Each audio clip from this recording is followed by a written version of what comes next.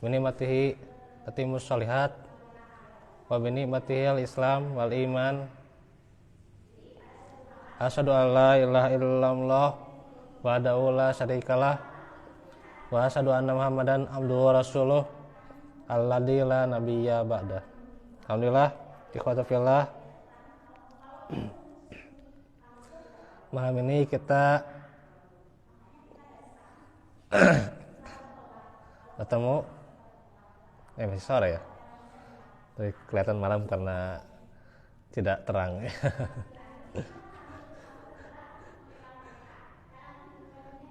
Oke. Kita di majelis ilmu yang seperti biasa sasa yang kedua membahas tentang fikih.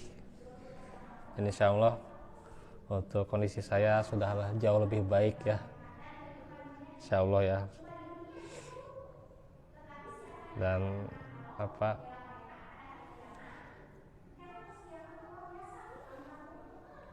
untuk batuk ya sedikit-sedikit saja, insyaallah. Mudah-mudahan bertahap untuk menuju kesembuhan ya. Baik, ikhwafillah,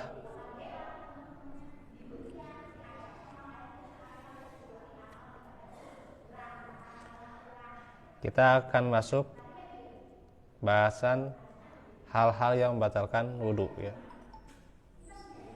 Ini bahasan yang tentu banyak dikaji ya oleh para ulama. Dan tentunya bahasan seperti ini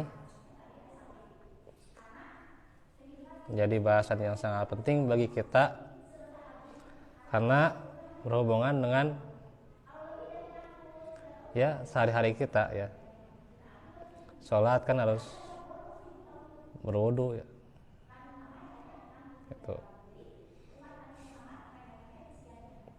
Dan sebagian amalan disunahkan wudu seperti ya nyentuh mushaf sunnah ya.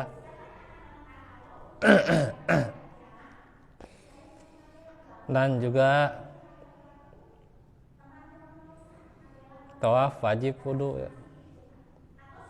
Yang ingin umroh tuh ya.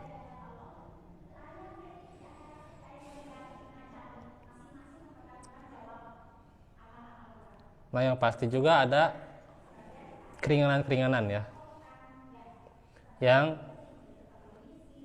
harus kita ketahui. Nah karena itu tentunya dalam pertemuan ini ya, satu pertemuan saja ya cukup ya. Insyaallah sampai jam 5 juga cukup nih.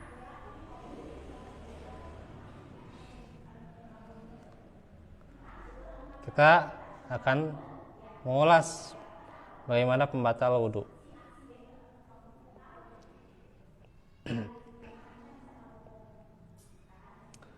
Yang pertama, semua yang keluar dari dua jalur ya.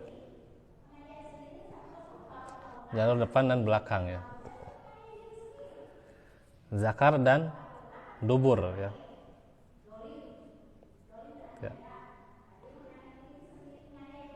Yaitu mencakup kalau di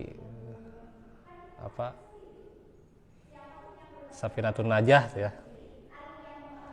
Itu semuanya ya. Mau batu itu ya itu. Yang batu bisa keluar, ada yang makan batu ya gitu.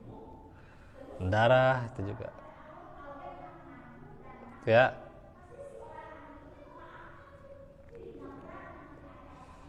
Terus juga ya semua hal gitu yang keluar dari dua lubang ini ya. Tuh. Nah, di sini nanti ada kajian ya. Pembahasan ini yang membatalkan wudhu dan juga tidak membatalkan wudhu ya. Tuh.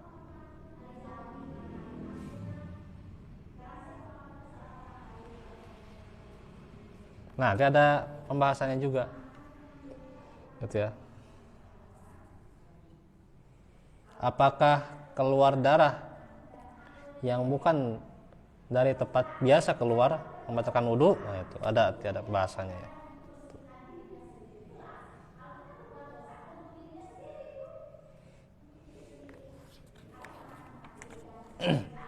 Maka yang jelas pertama mau BAK atau BAB itu pasti batal ya.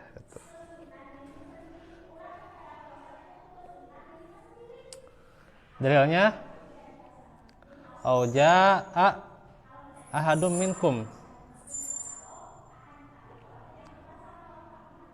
surah An-Nisa ayat 43, atau datang dari tempat buang air ya. Itu dalilnya umum ya. Itu. Ini kiasan dari ya kencing gitu ya, atau BAB gitu ya.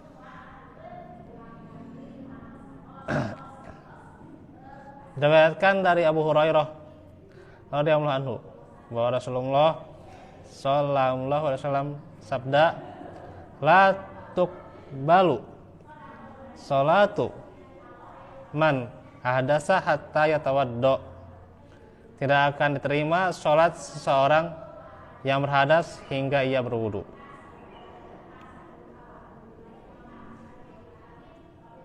Itu riwayatnya dari Bukhari dan Muslim ya.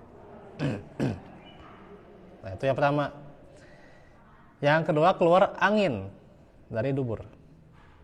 Berdasarkan riwayat Abu Hurairah radhiyallahu anhu, bahwa Rasulullah sallallahu alaihi wasallam sabda, "Idza wajada ahadukum fi batnihi syai'an fa askala alaihi akhraja minhu syai'un amla fala rujanna minal masjidi hatta yasma sautan au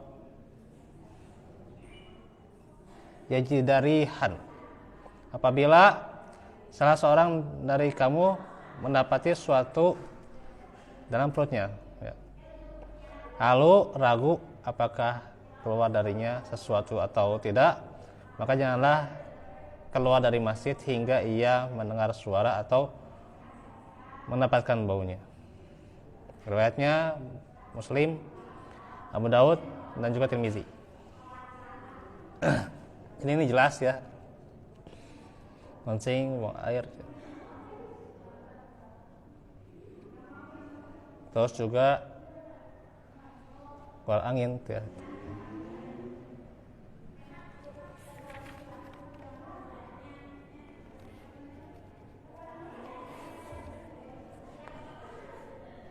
Nah, sekarang perkara tentang mani, mazi, dan wadi.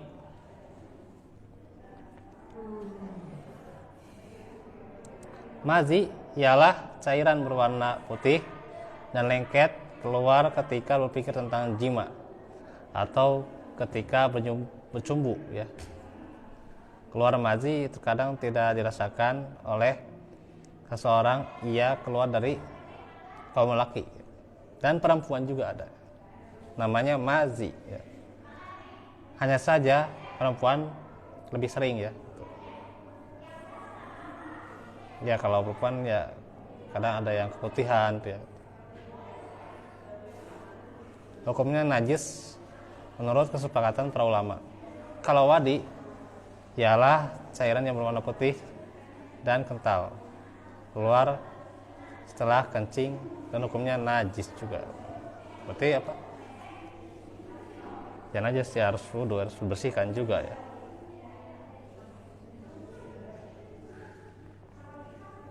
Nah, bagaimana tentang mani ya?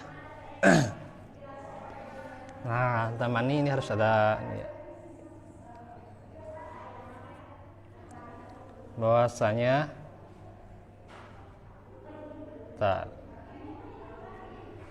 ini ada pembahasannya, kalau salah di hari salah itu ada ya. Coba saya cek dulu tentang mani ya, panjang bahasanya ini. Kita telusuri ya.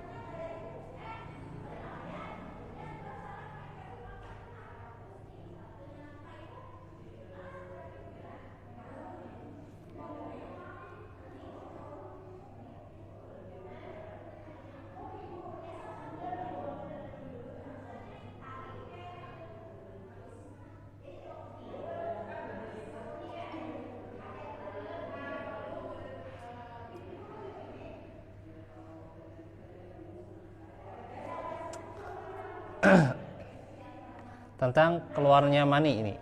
Apakah membatalkan wudu?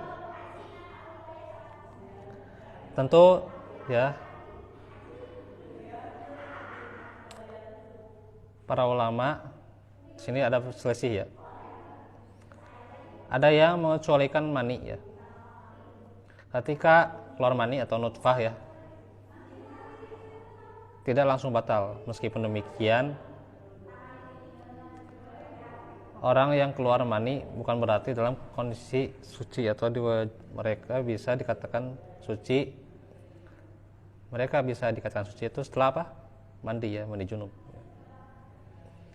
Mungkin ada yang bertanya, mengapa orang yang keluar mani tidak diwajibkan wudu? Dalam kitab Takrirat ya, As-Sadidah menjelaskan bahwa keluar mani tidak membatalkan wudu, tapi wajib mandi. Kalau ditimbang antara wudu dan mandi, ya mandi lebih berat ya daripada wudu ya. Karena wudu cuman anggota tertentu ya. Karena yang sudah berat pasti lebih dilakukan ya, otomatis yang ringan tidak lagi ya, tidak perlu ya.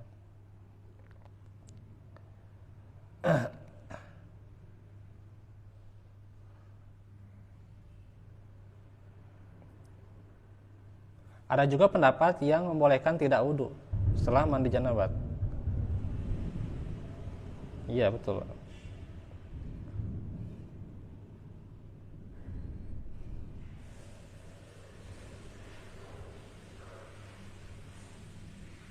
Panjang juga nih ya.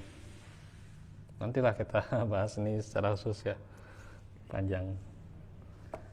Jadi kalau keluar mani apa? Mandi itu kesimpulannya mah ya, kesimpulannya mah itu aja pokoknya. Nanti tentang apa itu, tentang mandi itu masih lama ya. Ini kan baru perkara tentang wudu ya. Jadi lambat. Ya. Imam Nawawi berkata, sesuatu yang keluar dari dua jalan membatalkan wudu berdasarkan firman Allah, "Jaa ahadum minkum minal ghaid," atau datang dari tempat buang air. Tadi ya An-Nisa 43. Dan juga sabda Rasulullah, "La wudu'a illa min sautin aw rihin." Tidak wajib berwudu kecuali keluar suara atau angin. Ia juga berkata, zat yang keluar dari kemaluan dan dubur laki-laki atau perempuan adalah membatalkan wudu, baik kotoran kencing, angin, wadi, nanah, darah, dan sebagainya. Tidak ada perbedaan dalam hal semua ini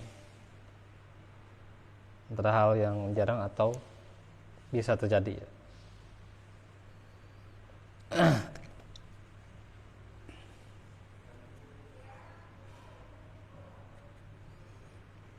Dan nanti yang masuk bahasan yang tidak membatalkan wudu, yang keluar darah itu mungkin bisa jadi ini,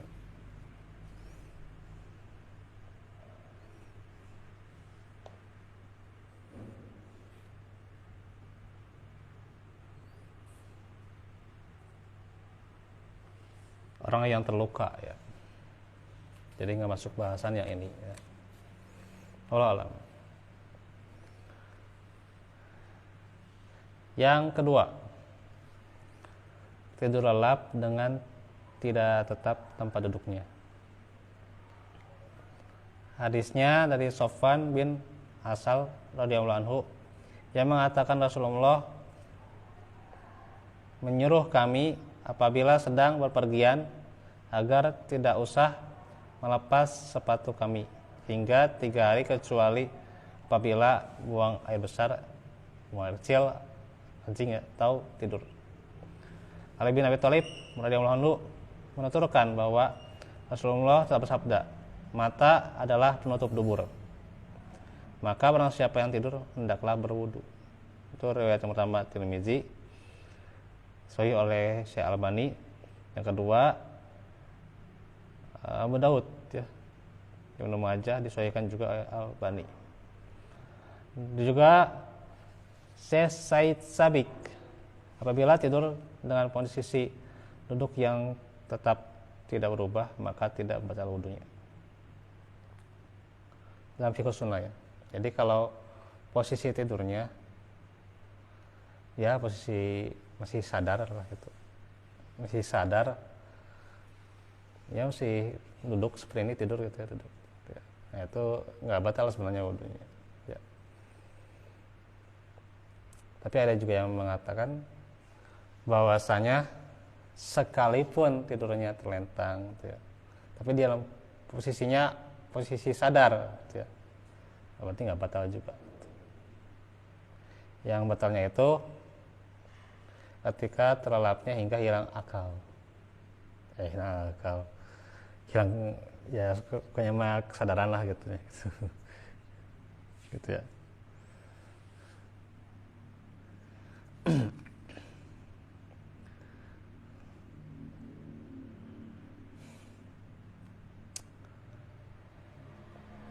Ketiga, hilangnya akal selain tidur. Yang dimaksud hilangnya akal dengan penyebab apapun, ya seperti gila, pingsan, mabuk, atau karena pengaruh obat, ya. Karena dalam kondisi seperti ini, dirinya tidak menyadari bahwa apakah dia batal wudunya atau enggak.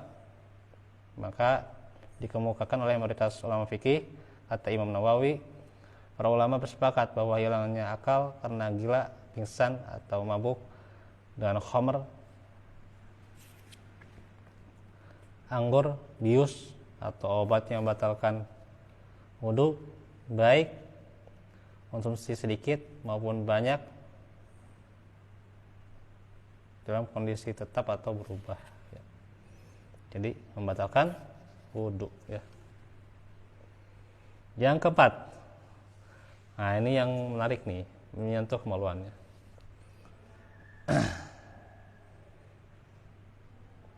Aula mastumun nisa, kan itu.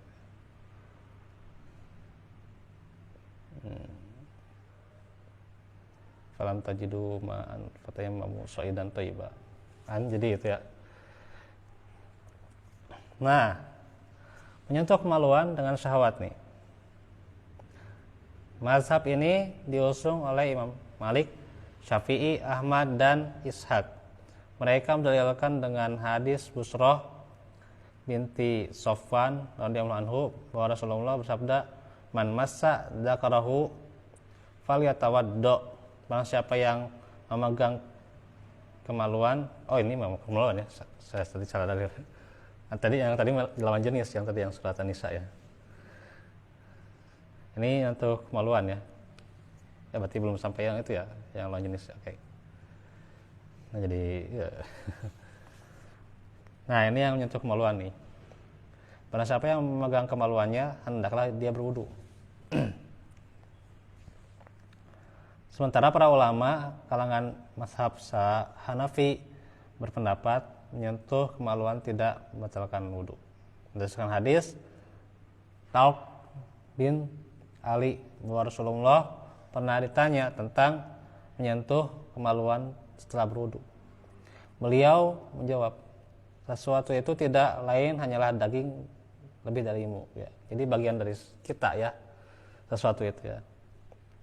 Itu riwayat Tirmizi. Al-Albani mengatakan di dalam ucapan Rasulullah, sesuatu itu tidak lain hanyalah daging lebih darimu, terdapat isyarat bahwa menyentuh kemaluan yang tidak membatalkan wudu ialah yang tidak disertai syahwat ya.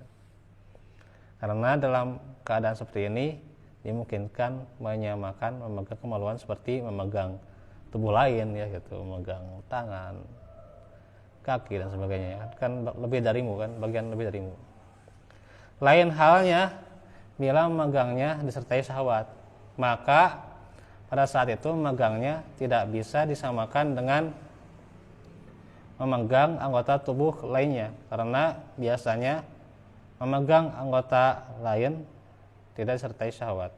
Perbedaan seperti ini sangat jelas ya. Karena itu hadis ini sebenarnya tidak menjadi dalil bagi orang Hanafiyah yang mengatakan bahwa menyentuh secara mutlak ya, menyentuh kemaluan tidak membatalkan wudhu, tetapi merupakan dalil bagi orang yang mengatakan bahwa menyentuh tanpa disertai syahwat tidak batal wudhu. Sementara menyentuh dengan disertai syahwat membatalkan berdasarkan hadis Basroh. Nah itu ya bisa dikompromikan. Tapi jelas ya kalau di keterangan yang lain wudhu lagi ya itu juga sunnah ya. Jadi tidak wajib ya gitu.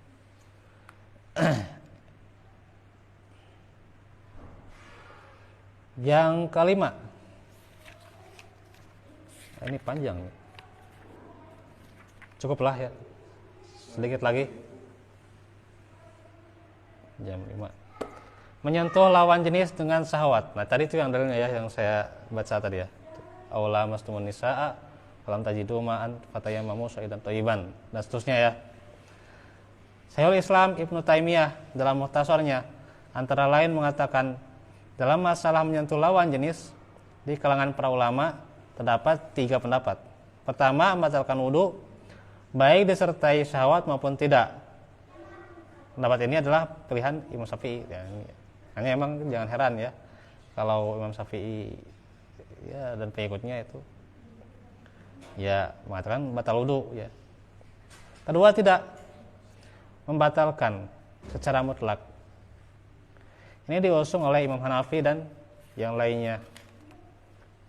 Ketiga, terdapat perincian yaitu menyentuhnya dengan disertai syahwat membatalkan dan jika tidak disertai syahwat tidak membatalkan.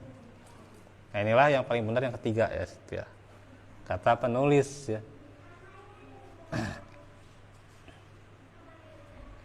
Seorang laki-laki menyentuh perempuan saja ya tanpa disertai syahwat tidak batal wudunya berdasarkan hadis dari Aisyah radhiyallahu anha, kuntu anamu baina yadai Rasulillahi wa rijlaya fi qiblatihi fa idza sajada gomazani faqabattu rijlaya fa idza qama basattuhuma. Saya pernah tidur di hadapan Rasulullah dengan posisi kedua kaki saya menghalangi kiblat beliau. Ketika Rasulullah bersujud, beliau menyisihkan kaki saya disentuh. Kalau saya mengangkatnya, ketika Rasulullah berdiri, saya menjulurkan kaki saya lagi. Diriwayatkan oleh Bukhari. Itu ya. Jadi tidak batal, apalagi ini kan suami istri ya. Tuh. Tidak batal. Gitu ya. Begitu pula bila seorang perempuan menyentuh laki-laki tanpa disertai syahwat tidak membatalkan wudu ya. Berdasarkan hadis yang disampaikan Aisyah radhiyallahu anha, faqatun Nabi sallallahu alaihi wasallam data lailatin faja'altu atlubuhu biyadi fawa qa'at yadi ala qadamaihi wa huma mansubatani wa huwa sajidun. Saya pernah kehilangan Nabi pada suatu malam, lalu saya mencarinya dengan tangan, maka tangan saya menyentuh dua kakinya dalam posisi berdiri, yaitu sedang sujud. Diriwayatkan oleh Muslim dan Nasai. Berdasarkan dari dua hadis itu ya, jelas bahwa menyentuh lawan jenis tidak batal wudu ya. Ibnu Qudamah mengatakan sungguhnya menyentuh itu pada dasarnya tidak menimbulkan hadas ya, tetapi yang membuatnya membatalkan adalah ketika menyebabkan keluarnya mazi atau mani. Maka dianggap sebagai patokan hukum adalah keadaan inilah kalau mau mandi pasti harus mandi. Nah keadaan inilah yang menyebabkan hadas, yaitu keadaan syahwat ya.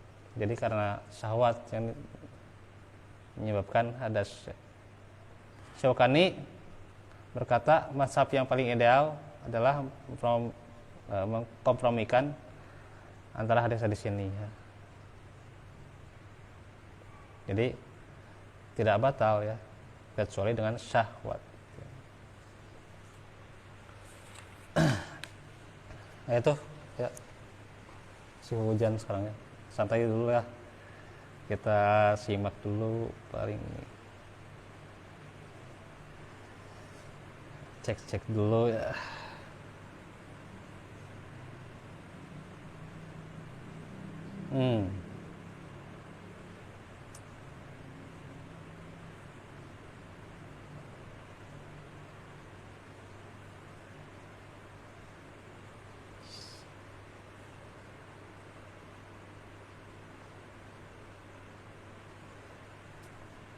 Nih bagus nih ya.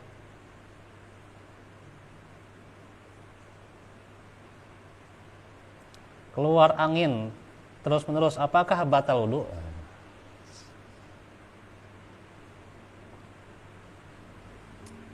Saya menderita radang usus dan semuanya. Panjang nih. Baik.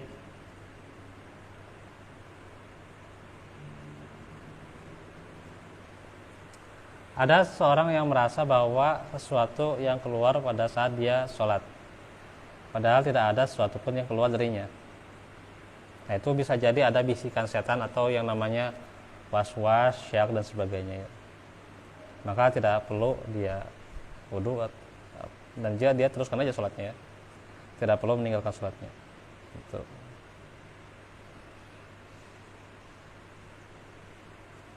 Hadisnya tadi ya udah ya. Jangan hentikan sholat kecuali engkau mendengar suara atau mencium bau ya.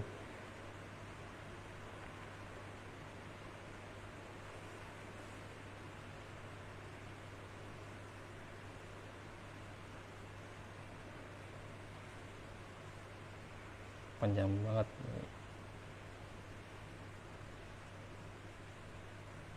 Nah, kalau penyakit, nah ini ya,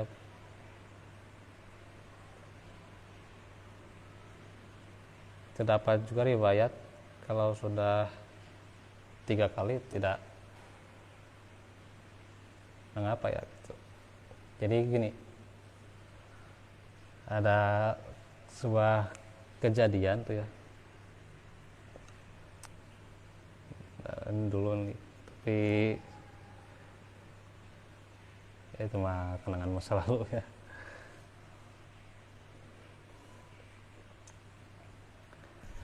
Bagaimana si Pak tua ini ya, itu keluar angin terus ya.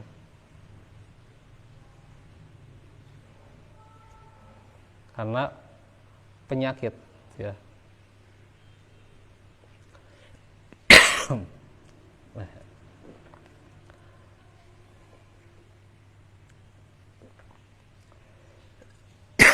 Dan kalaupun misalnya harus wudu terus kan repot ya, apalagi sudah tua, langkahnya lambat untuk ke tempat wudu, repot, bisa ketinggalan, nah gitu ya, kan repot banget gitu.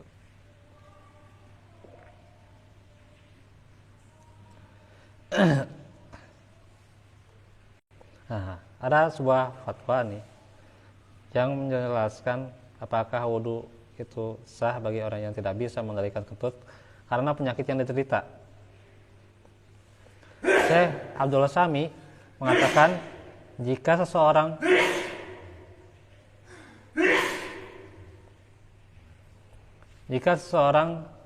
ragu dalam wudhunya, misalnya ragu apakah ia telah kentut atau tidak, maka tidak perlu diulangi ya. Sedangkan jika dia yakin karena penyakit yang dideritanya, maka orang yang mengalami kondisi ini tidak perlu malu untuk tetap sholat tanpa mengulangi wudhunya. Ya, gitu. Nanti kalau kepencet. Jadi tidak perlu ragu ya. Itu kata beliau ya. Astagfirullah ya. Iklan teh, iklan.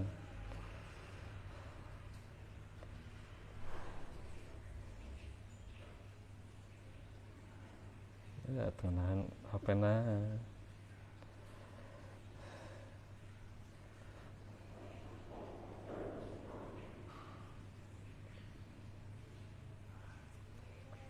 Karena nanti kalau misalnya keluar wudhu lagi ya, kecuali kalau jelasnya nggak merobot ya, kata siga bemo ya. Suara nanti si keluarga senatanya gitu. Siga bemo siga nah itu gitu ya. Nah itu jelas tuh ya. Karena keluarnya bertahap kan tuh. Nah itu mah pasti ya, wudhu deh itu mah gitu. Jadi kalau kena penyakit biasanya kan ada yang keluarnya sedikit-sedikit gitu ya, atau karena emang kadodoran itu ya gitu. Yang jelas penyakitmu tidak apa-apa ya. Misalnya pembuangan, misalnya di sisa air seni yang terus menerus, atau masalah perut kembung dan atau juga sakit perut TSB ya. Seorang tanpa memiliki riwayat tertentu sering kentut sehingga menyulitkan saat dia sholat, maka orang tersebut harus wudhu cukup sekali saja ya gitu. Kalau tanpa riwayat penyakit tertentu ya cukup sekali saja, tapi kan nanti bisa terulang lagi kan ya, berarti dia cukup sekali saja ya. Kalau yang terus menerus ya gitu. Setelah itu tidak ada salahnya jika kentut atau tidak, maka ia tidak boleh memperhatikannya meskipun ia dalam sholat ya. Jadi tidak perlu dihiraukan lah gitu. Ya. Tapi kalau misalnya kentut yang besar ya gitu ya, ya itu mah sing sopan lah gitu ya. Jadi jaminya kentut besar kalau di masjid tentunya keluar heula atunya. Keluar heula baru ngobrol buat itu si hitut nate gitu nya, tong langsung apa? Langsung dikeluarkan gitu nya di masjid. Kacium ku batur gitu ya. Kita bunyi nasi bemo ya. Terus juga nanti kata kalau nanti ya gitu. Jadi kalau sudah seperti itu ya pasti itu mah ya keluar dulu, batalkan saja sholatnya mending gitu ya gitu. Wudhu lagi itu mah pasti jelas tuh ya gitu. Baik itu ya pertanyaan sudah selesai ujiannya. Nah, ya udah. Oke. Waalaikumsalam. Insyaallah besok kita teruskan lagi pelajaran tafsir surah Al-Baqarah. Wa'alafu minkum. Subhanaka Allahumma bihamdika asyhadu an la ilaha illa anta astaghfiruka wa atubu ilaik. Rabbana atina min ladunka rahmatan Rabbana hab lana min azwajina wa dhurriyyatina qurrata a'yun waj'alna Rabbana la tuzigh qulubana ba'da idh hadaytana wa hab lana min ladunka rahmatan innaka antal wahhab. Rabbana atina fid dunya hasanah wa fil akhirati hasanah wa qina adzabannar. Assalamualaikum warahmatullahi wabarakatuh.